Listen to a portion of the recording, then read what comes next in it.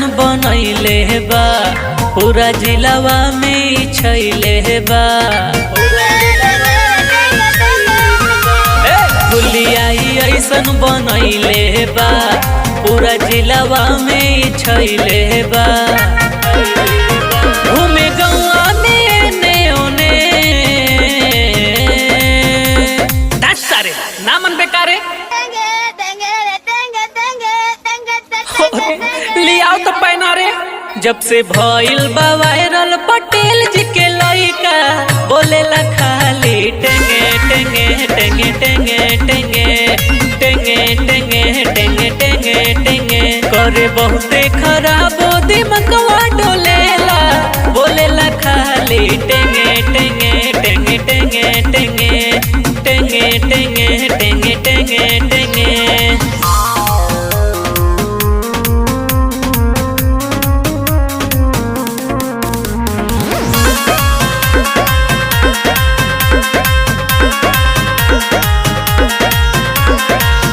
Instagram YouTube चाहे Facebook खोले हर जगह नजर आवे टेंगे टेंगे बोली।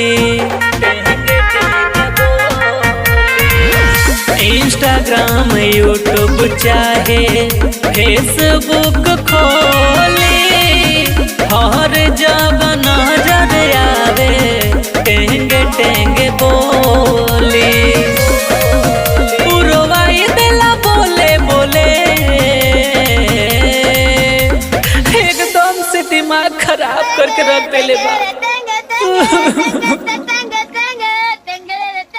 जब से भइल बा वायरल पटेल जी के लइका बोलेला खाली टेंगे टेंगे टेंगे टेंगे टेंगे टेंगे टेंगे टेंगे टेंगे टेंगे करे बहुते खराब दिमकवा डोलेला बोलेला खाली टेंगे टेंगे टेंगे टेंगे टेंगे टेंगे टेंगे टेंगे टेंगे टेंगे।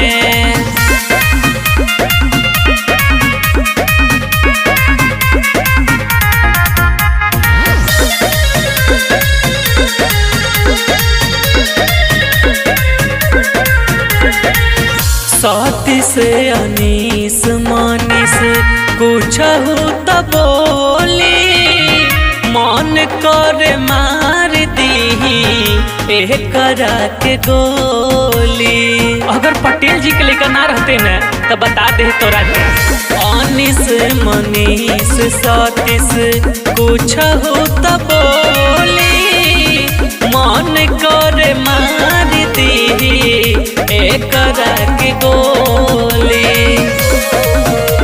चिढ़ावे तबे गुस्सा होले